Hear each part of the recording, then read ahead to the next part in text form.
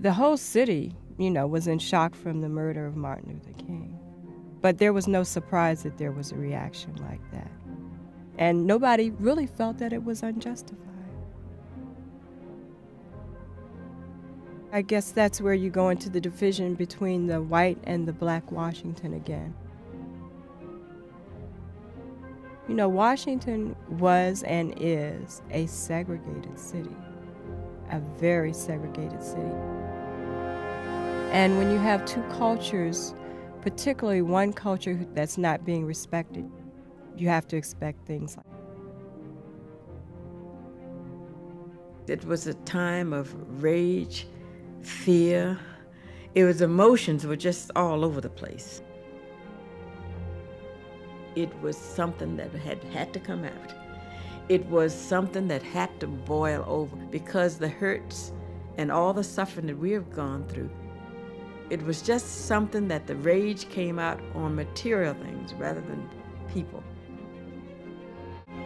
Then when you saw the troops coming in and surrounding your house, and when you went to church, the troops were all over the place. You were just frightened to death. You felt like you were in an armed camp, and you didn't know what was going to happen, whether they were going to shoot you on sight or not.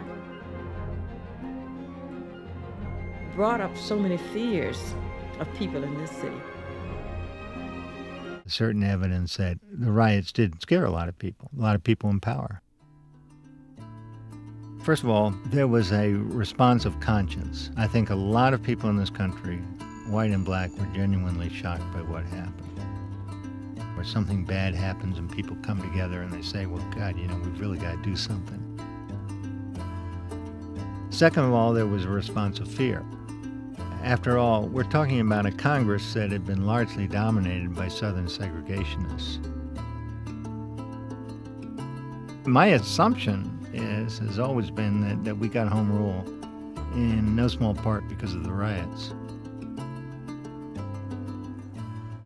No society can tolerate massive violence any more than a body can tolerate massive disease. And we in America shall not tolerate it. But just saying that does not solve the problem. We need to know the answer, I think, to three basic questions about these riots. What happened? Why did it happen? What can be done to prevent it from happening again and again? The President appointed an advisory commission to investigate. On March 1st, 1968, the Kerner Commission published a report that said America was becoming two societies, black and white, separate and unequal. It urged the nation to tear down racial barriers to opportunity in education, employment, housing, government, and the media. It stated, the need is not so much for government to design new programs as it is for the nation to generate new will. It was a mandate had the president chosen to take it and say, by God, we didn't know how serious the problem was. There is racism in this society. It is deep. And since I have said that I'm going to be the president who finishes what Lincoln started, he could have used that as a springboard for more social action.